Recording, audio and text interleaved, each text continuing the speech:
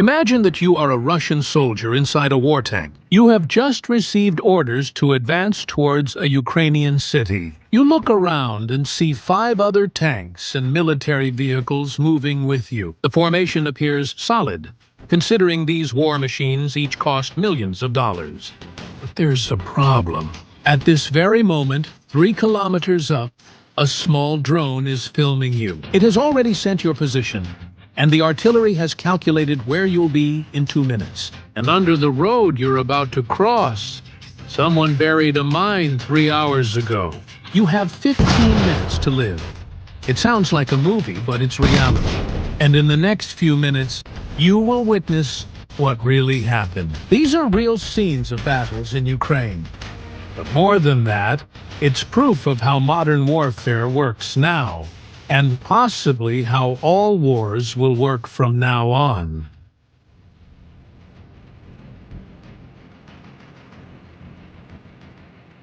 Six Russian military vehicles are advancing toward the city of Chasiv Yar. They are in tactical formation, confident, unaware that the Ukrainians detected their approach a long time ago. And here we can see something fundamental on the modern battlefield. The concept of open ground no longer exists. Ukraine keeps reconnaissance drones flying non-stop, day and night, thermal cameras that work in total darkness, and satellites. If you move, they see you. And when they see you, the whole system is activated. The first military vehicle hits a mine. The explosion makes the vehicle lose control. It swerves to the side of the road and stops.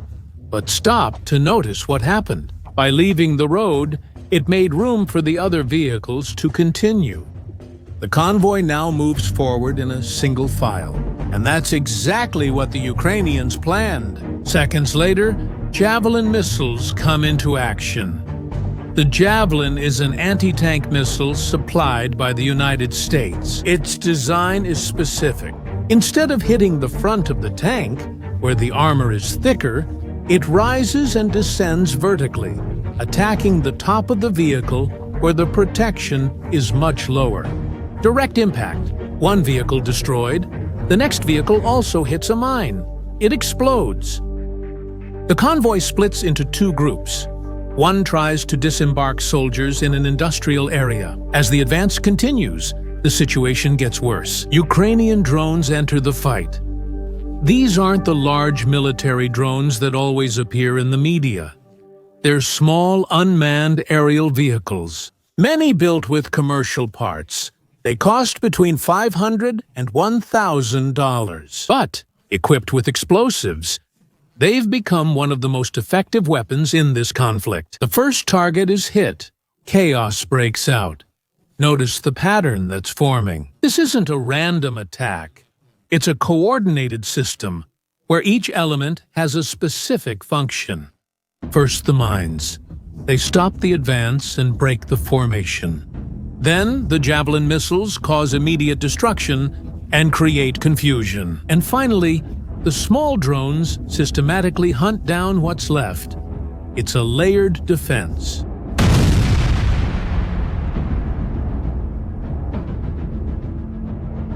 And the Russian column fell right into it. A tank tries to retreat, hits another mine. Another vehicle is identified by a drone and destroyed with a precise strike. A second vehicle tries to keep advancing. It's also hit by a drone. Russian soldiers now face an unsolvable tactical dilemma. Advancing means encountering mines and drones. Retreating exposes their rear. Even more vulnerable, staying still turns them into easy targets. There is no favorable option. The operation continues. The scattered Russian units try to disembark more soldiers. Ukrainian drones monitor every movement.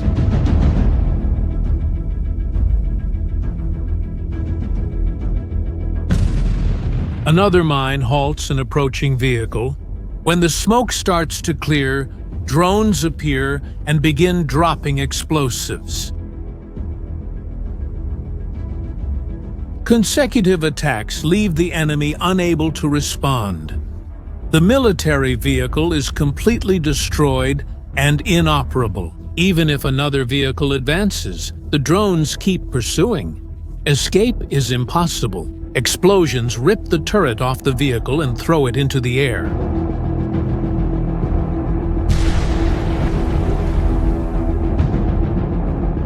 A vehicle manages to deploy troops into a building, but it turns out to be a trap.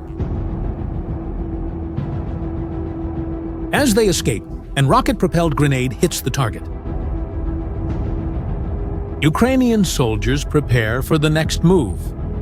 First, drones attack the building, followed by rocket-propelled grenade fire. From a distant position, a precise shot destroys part of the structure. Those inside had no chance to escape. 20 seconds of perfect coordination. The Russian infantry had no time to establish a defense. This is the system working at full capacity. Drones disorient, artillery destroys, infantry finishes. Realizing the growing danger, Russian vehicles try to withdraw. The first one hits a mine. The others keep going. Ukrainian artillery tries to block the retreat, but can't hit them all. Even so, a Ukrainian soldier with a javelin finds his target. Another direct hit. The operation completely falls apart. 6 vehicles went in. None completed the mission. Most did not return. But political pressure from Moscow demands visible results, regardless of the losses. Hours later, the Russians organize a new attempt. Ukrainian reconnaissance aircraft detect 2 military vehicles and 17 infantry soldiers preparing to attack. The soldiers split into 3 groups and move in different directions. Ukrainian artillery opens fire. Panic spreads.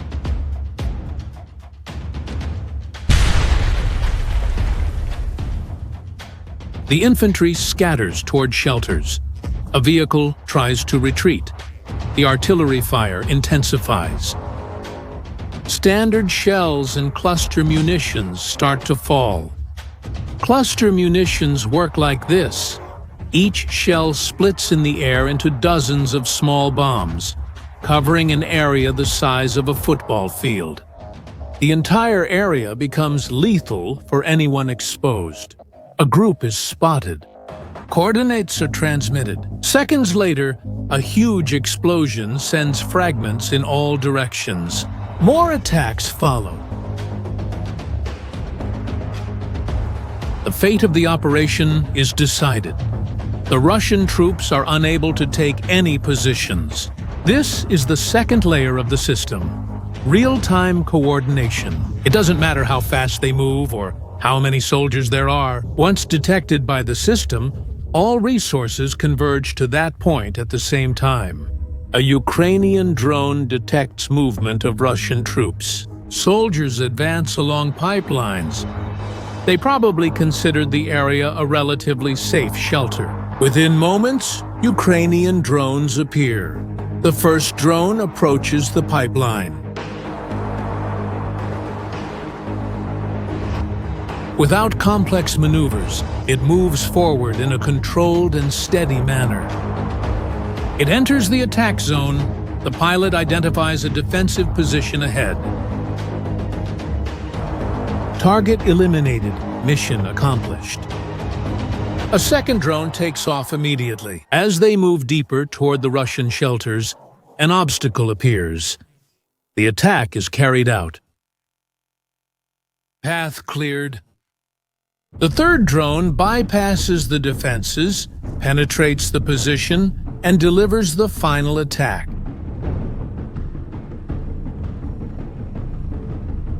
Mission complete. To prevent withdrawals, Ukrainian drones prioritize Russian vehicles. Each drone completes its mission with a single attack. Destroyed vehicles catch fire, turning into wreckage of twisted and burned metal. Russian commanders know these patterns.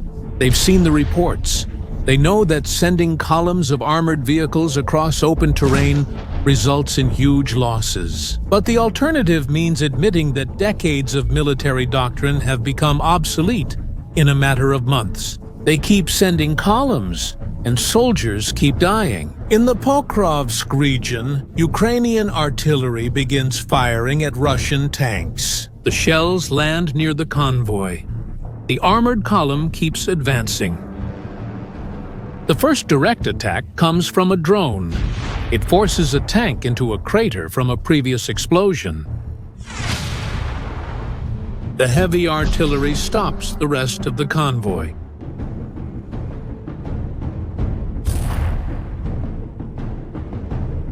Soldiers abandon their vehicles. The artillery keeps shelling the stationary targets. The offensive collapses. The lead tank is destroyed by a Ukrainian drone. With a single strike, the tank bursts into flames. It quickly turns into twisted, burned metal. A modern Russian T-90M tank costs about $4 million. It takes months to build and requires a highly specialized crew to operate. The drone that destroyed it cost less than $1,000 and was assembled in 2 weeks. The cost difference in this war is extreme. 2 military vehicles try to advance toward the city. They swerve into a nearby field.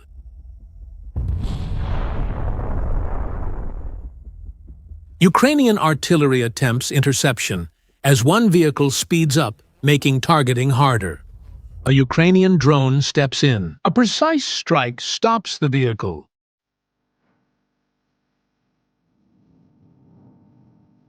The infantry disperses. The drone releases its explosives. The Russian troops try to shoot down the drones, without success.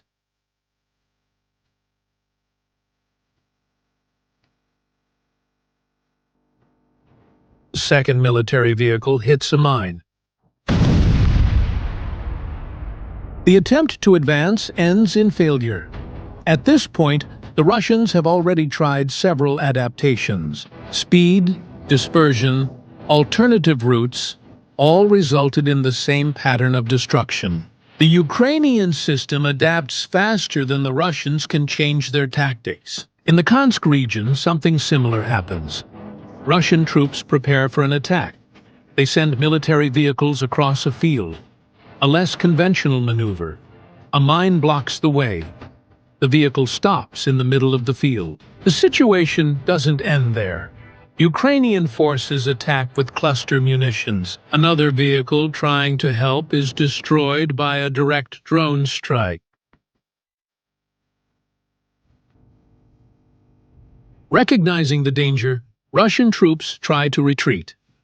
A second drone goes after them and attacks. Seconds later, a third drone delivers the final blow.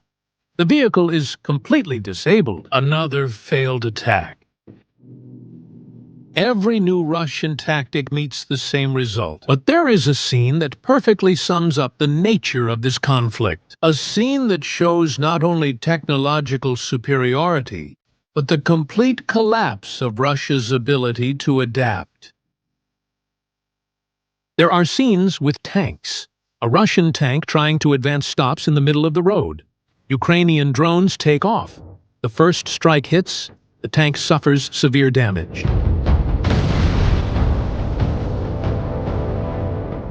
It becomes immobilized.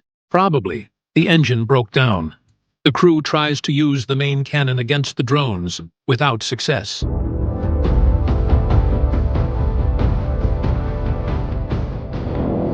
Smoke escapes from the vehicle. They try to maneuver. Nothing works. They call for help over the radio. The tank sent to help becomes the next target. While the soldiers try to jump between vehicles, the drone intercepts them. One strike destroys the target. Soldiers flee. The operation becomes a disaster. And now, the scene that defines this whole conflict. The perfect image of modern warfare confronting old doctrine. Take a good look at this sequence. A Russian military vehicle moves toward an area with trees. In that exact same spot, 2 vehicles and a tank had already been destroyed by mines before. A Russian soldier drew a mark on the ground. A visual indication that that path had been checked and was safe. The vehicle follows exactly the marked route. But ahead, there's a surprise, a hidden mine.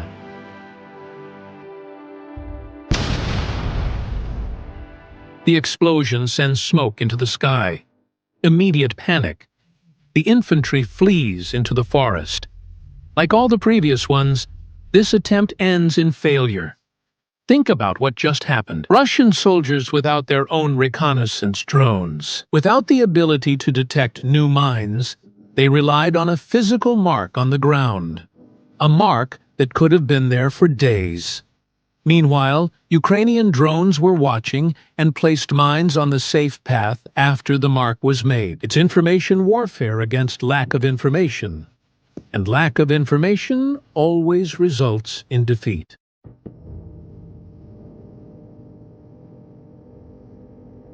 In recent months, Ukrainian forces have relentlessly attacked Russian supply lines. A series of devastating operations against convoys has seriously damaged Russia's ability to maintain operations near the front line. The Pokrovsk region has become one of the main battlefields where these tactics are most evident. It shows how precise planning can paralyze entire military formations. Russian troops rely heavily on long convoys, fuel trucks, armored vehicles, and supply transport. They keep pushing resources into combat zones, but these convoys, often exposed on roads and open fields, have become increasingly vulnerable. Drones, artillery, precision-guided munitions, they all work together to destroy convoys before they reach their destinations. Each destroyed truck reduces firepower capacity. Each lost tank sends a clear message. Logistical security no longer exists for Russian forces in these areas. The success in Pokrovsk and other regions shows something fundamental. Even when facing larger numbers, agility, precision, and strategic planning can change the outcome of the battle. And in this sense, Ukraine has shown not only the ability to resist, but also mastery of modern combined tactics that keep the enemy under constant pressure. What we see here is proof that, on the modern battlefield, intelligence beats numerical strength, coordinated systems beat disorganized masses, and information beats armor. War has changed. Those who can't adapt won't survive. I want your opinion. Do you think traditional armies, with tanks and heavy vehicles, still have a future in modern warfare? Leave your answer in the comments. If this video opened your eyes to how war really works today, share it with someone who needs to see this, and subscribe to the channel for more in-depth analyses of modern conflicts. See you next time.